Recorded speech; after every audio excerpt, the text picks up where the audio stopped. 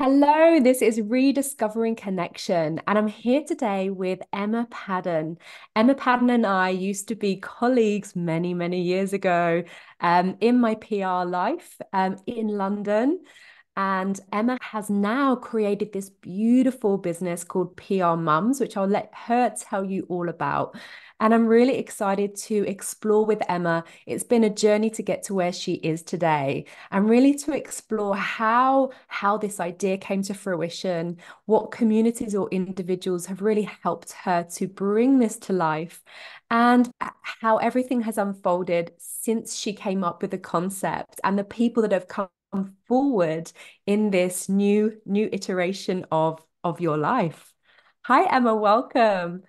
Hi, Shelley. Thank you for having me. So when PR Mums first came to be, I'm sure there was a little bit of work that went on behind the scenes. So, obviously, as you've already said, we used to work together a long time ago in the PR industry and in the UK, but I think pretty much most of the PR industry globally is predominantly women. It's about, in the UK, it's about 67% female dominated. And yet, when you get to senior levels, that flips completely. And there's quite a staggering gender pay gap as well. It's about 17%. It can go down to 12.8%, depending on which report you're reading. But let's just call it 15. It sits somewhere in the middle. So for a female-dominated industry, that's pretty bad. And we wanted to redress the balance. And there are numerous reasons those things happen. The obvious one is because there aren't enough women in senior and leadership positions, and that's where the kind of like the bigger salaries are. But another reason for that is childcare as well. And broadly, women in our industry leave from about the age of 35. You see a decline. And there are various reasons. It can be anything from fertility journey. So we're beginning at the beginning of the fertility journey. So, and all the way through to retirement. So anything within that life cycle that could impact a woman and her career. So that could be going through trying for a baby, having IVF, baby loss, adoption, surrogacy, childcare, menopause, perimenopause.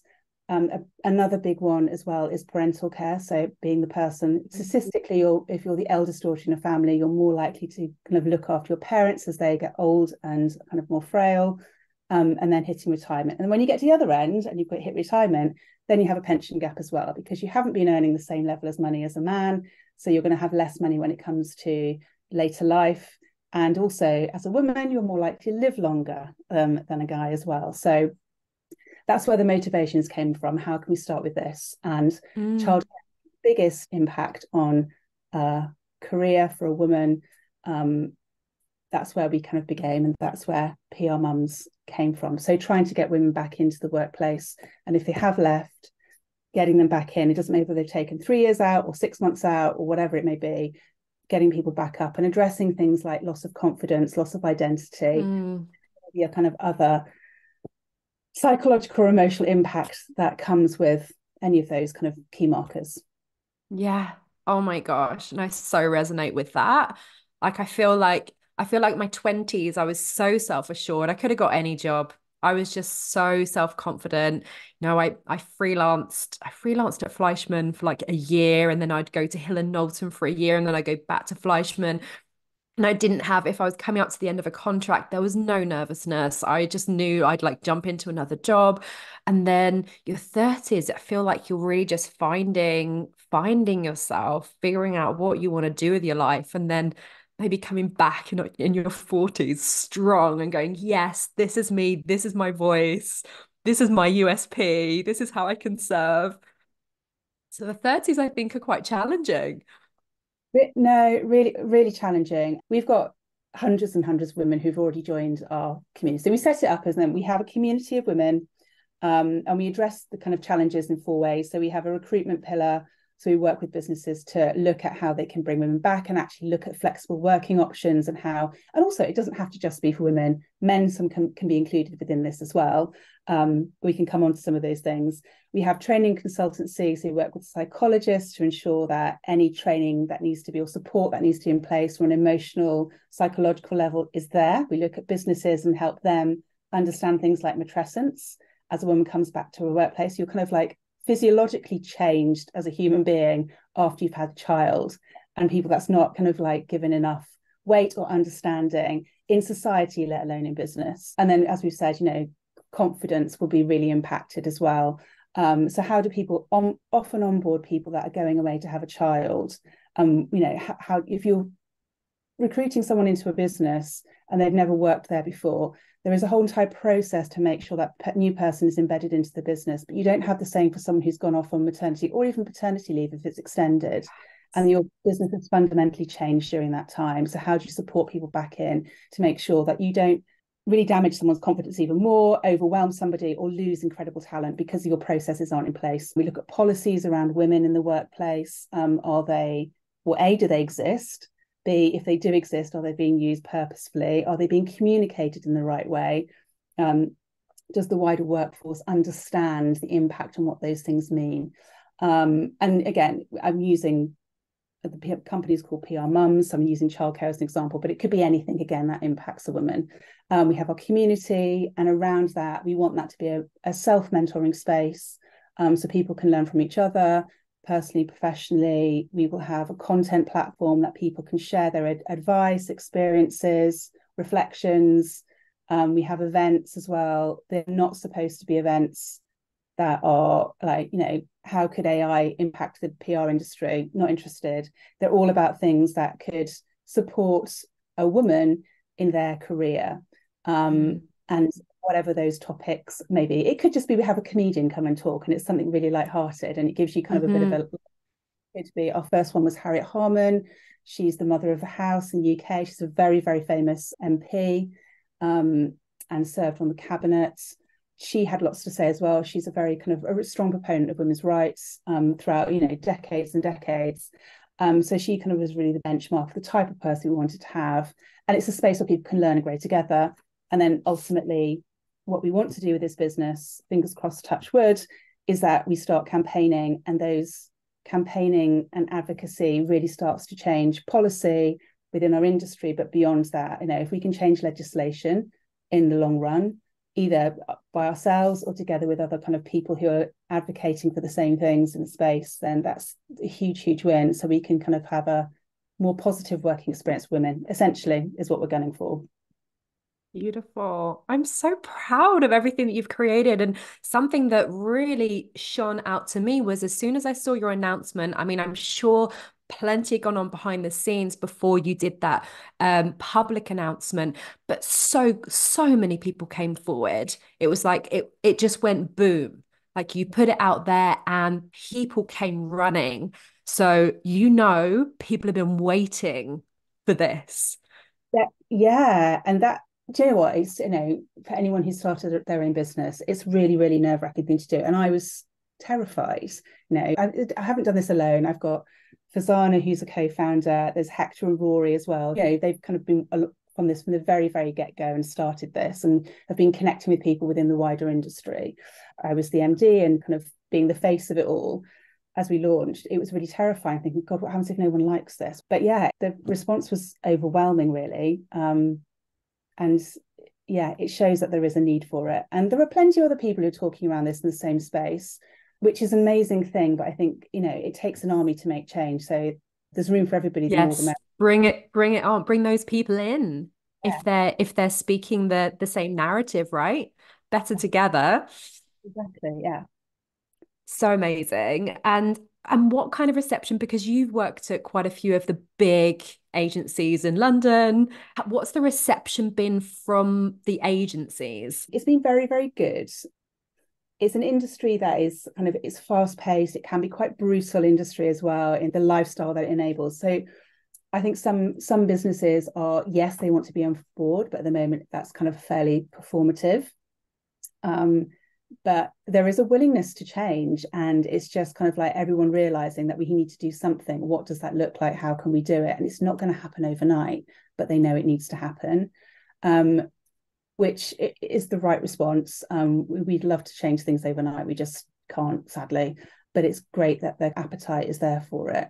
And it's moving people slowly across that kind of like whole entire journey and take them with us on it, rather than just saying we want to do we support what you're doing, we support what you're doing, then we're going to change policies, we support what you're doing, we're going to change policies, then we're going to make sure that we have opportunities for women to come back into the workplace, we will be more flexible, we will have better paternity options, we will have XYZ. And that's going to take a while to get to those points. But if we can support in the right way, as you said, bring the right people in, have expert partners in place who can help and guide, then that will hopefully reassure and take people with us, and things will change.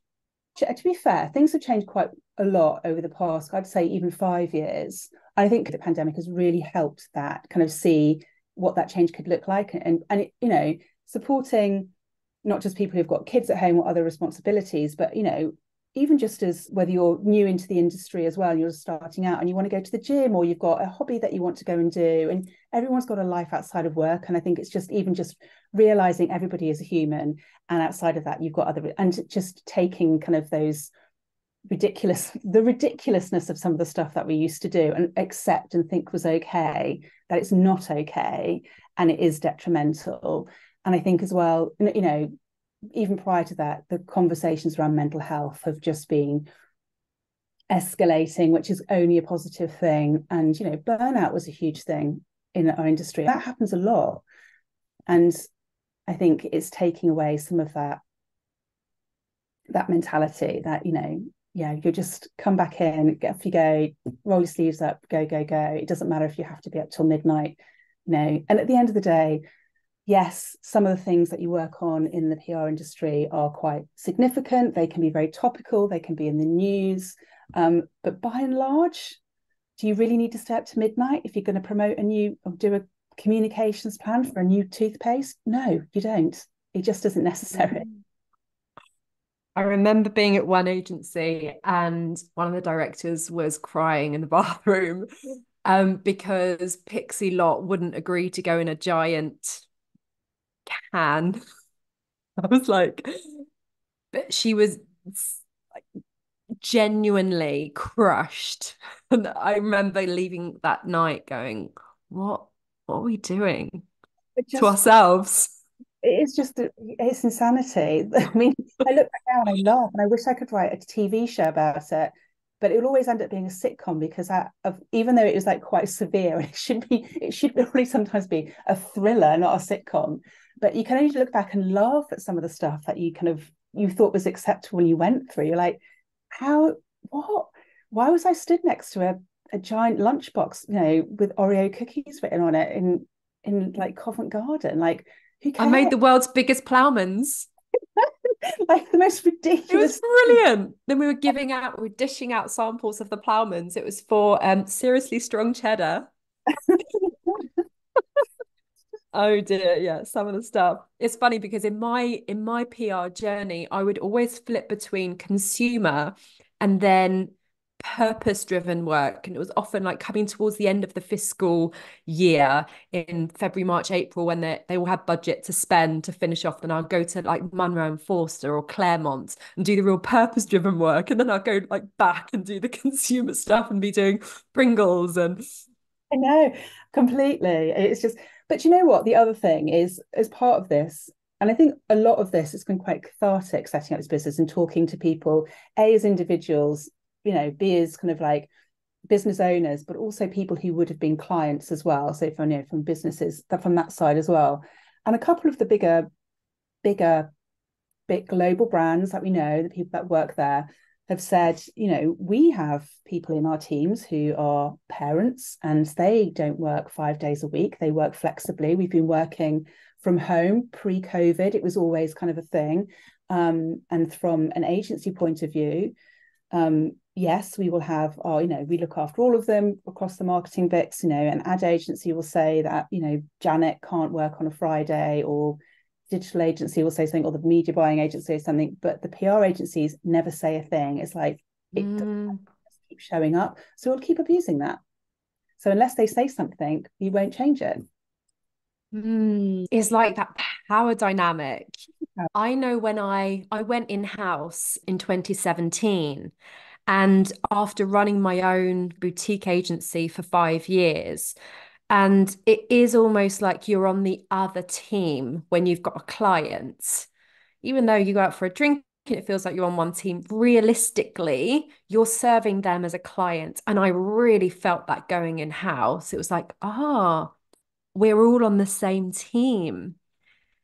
How do we get to that point? How do we feel like we're all on one team when we are an agency and a client and we're a mum and we've got all of these other team members to play with as well? It's just, yeah, I don't even know what the answer to some of these things are, because we build a rod for our own backs. I think for an industry that sells communication, we're actually very bad at communicating Mm, with ourselves, if they're not close quarters, but also externally as well. And actually, if we could just change some of those things, mm. kind And I think a lot of it is a mindset shift, totally. right? If you position it that we won this client, we are now one team, and maybe communicating that and then feeling like you are, and then feeling like you are. It's, Hmm. we work together. We'd like to work with you as if we're one team, but actually, those things don't really exist when it actually happens. It's always kind of there's a kind of chasm between you. I've had it twice in my career where you actually have felt like you're one team, and it was just a brilliant working experience. The results Mm. were incredible as well across the board, because everyone was just bought into each other. There was no bun fighting. There was no kind of like anyone being precious about who owned what. It was just really collaborative. Um, Beautiful. Amazing. And yeah, and I think those some of the, I know, even client side and everything, like if you look back, and those were the golden days, because you can't keep recreating that. It takes, I suppose it takes a certain type of group of people to come together and everything just clicks, that you have that security and trust there that those things can happen. But yeah, you just need one person on a team who doesn't particularly like the work or doesn't get on with some of the other team members, whether that's with you as an agency, and then it just kind of filters out and it permeates into everything else, and you can feel it. And I wonder if there's something, if people have gone from agency life to in-house, and then when they're working with the agency, then feeling that level of empathy because you know what it's like on the other side. If people have always been client side, they might not know how it Yeah, is. a couple of friends have done that, and it actually interesting. We went from the agency to become the client, and then moved, and some of the to a global role, and some of the other clients were saying, God, this is really annoying that they won't do this. And it's like, but have you ever asked them? Have you ever asked the agency if they do that? They're like, no. Like, well, then there's a reason. Again, you're not communicating. um Yes. And this comes on to part of the work that I do now in helping people to communicate in their personal lives predominantly. It's professional lives as well, because I think we invest so much time and energy in our professional lives, and we've all got a lot of people in our personal lives, and it is about bringing in some of this communications theory that we've all learned through our careers and applying that in our personal lives and starting to communicate with more intention. But it's hard. Communication is hard, really hard. Yeah. especially because people use all different tools. And unless we ask, how do you like to be communicated with? And I think that comes into when you take on a new client in your ways of working. It's like, well, do we have weekly or bi-weekly meetings? And you do that with clients, but do we do this with friends? Do we do this with family? All that kind of thing. Yeah. Or do we do this with team members as well? The expectation for team members. Yeah, I mean, I don't do that with my kind of like friends or family. I think you're going to set into such a rhythm. Relationships, I think you probably have more of those conversations because it's kind of your much close quarters. And even then, so many people get it wrong. I got it wrong in my relationship, and it's just, it breaks down. But yeah, there's a lot of lessons to be learned, um, Mm, from both sides, I think, as well. Some from in a work relationship, client, whether it's client agency or just even kind of like within your team, like really just there's, I think sometimes you don't really you don't see the people behind kind of they come to work, mhm, really good friends of people, but you don't really see the people. um mhm. well, I mean, especially my generation, you were told not to bring a personal life into work, and sometimes it was naturally just going to spill over and impact what you do day to day. And there's, there's a lack of understanding sometimes. I've seen it a million times where those things have happened, and it's like, it's a bit unfair. You don't really understand what's going on personally with that person. But like, I don't care. It's like, you should care. It's a kind of responsibility of care. When I was at an agency, there was a girl, she's very young. She lost her father. He'd been ill for a while, and she was 24, 25 years old. She just lost her dad. She'd had a mandatory time off to go, compassionate leave. And then she came back to work, and then it was her dad's funeral, and she had to take her dad's funeral as a holiday. And I was just like, I'm sorry, what?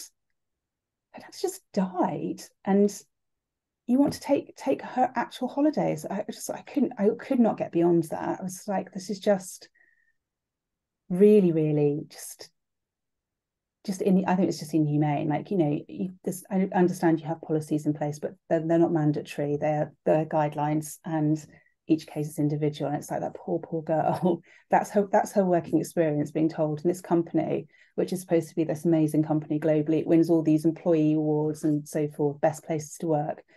But you're asking them to do this. I just think it leaves not a great taste in your mouth. Thank you for sharing. And that is the reality. Like when I started at a multinational back in 2017, there was no employee well-being program there. So they did a lot with charities, a lot of charity support externally, but it became very obvious that there was nothing to look after employees' lives. So I started researching the science of happiness and the science of happiness at work, and started talking about the stuff that I was researching, and then very quickly heard from other people that were interested in well-being. And then we just did an employee resource group and brought a bunch of people together. We want to help employees in their lives. And I'm looking back now and thinking, post-COVID, I can't imagine organizations that aren't supporting employee well-being now. Because everybody's had it hard. Everyone went through something at the same time. So I'm hoping that the level of empathy across businesses has had to elevate. Yeah. I wonder if you've got any experience of that. Yes. Everyone is making a concerted effort to do those things. However, you still have businesses at the same time. They giveth and they taketh, don't they? So, and today, yes, people have different policies in place. They are much better. People are more up to speed on what they should be doing. But when it comes to, again, people who have got kids in the workplace, then going back to work or mandating you have to be in the office 5 days a week or 4 days a week just kind of feels like we're going backwards by 10 or so years. We're not moving forward, and we should be moving. Are companies doing that 4 or 5 days a week mandated? There are a couple of big companies that are starting to do that. And there are arguments for and against. Like, yes, I think you should have flexible working. People should be trusted to be able to work in a hybrid fashion. I don't think presenteeism has much weight given everything we've been through. And actually, lots of people were reporting extreme productivity during COVID, and people having great profit. So the two things, kind of arguments, don't really match up there. But then if you go into business centres where there are small businesses who provide coffees or sandwiches, or just local businesses around there which are losing money, they've been impacted because people aren't traveling in, then you kind of can see from both ways. But economics aside, from that business point of view, mentally, personally, from individual point of view, there has to be a balance. There are some people who really want to go into an office. There are people who desperately don't want to go into an office. But how do you find a working pattern that suits everybody's needs, whether they're caring for a parent or whether they have got to take their kids to soccer practice, or the nativity play is happening, or you're going through fertility treatment and you have to go to your appointments at set times, or like I used to have to go and do loads of times. There has to be capacity to make sure that there's breathing space beyond that. We don't all have to work in a 9 to 5 fashion. as long as the work's done. And again, not every industry can do this because the nature of what they do, but most industries and businesses can provide and accommodate things around that. So it's a learning period, isn't it? When we've been set in our ways for a very, very long time, and it's kind of like tunnel vision of what work should be and how life should be and how we should perform and how we should show up. But actually, things have changed, and not lots of people don't like change. And how do you appease everybody within that? And it'll take a long time to kind of get into a new wave and a new kind of, I think, formula of habits. I don't know what that looks like or what that could be, but hopefully it's flexible and it's hybrid and it suits people's personal and professional lives. So there's some kind of balance, and you're left to your own devices to find your own balance within that as well. What I am hearing from quite a lot of people is that when they get to the office, it's just so quiet Yeah. that then they just think, what's the point? So Yeah. I think that's a challenge, isn't it? It is finding that balance that you want to know that when you get to the office, especially if you've got a decent commute, which living in London, you always have, Yeah. that is going to be worth the commute. This is it. The juice has to be worth the squeeze almost. There are plenty of businesses that say, lots of the ones that we work with as well, from our business, from PR mums, who, from a recruitment point of view, they will say, like, everyone has to be in the office on a Monday or on a Thursday. So there's always at least one day of the week where everybody is in, and there is that kind of team spirit. There's ability to bond. You can talk about, some of your clients, your business. You can form relationships and friendships, and there is all kind of like set there, because it's very difficult to do over Zoom or Teams. So you have meetings with your clients and so forth, or whatever, but there's always one set day a week.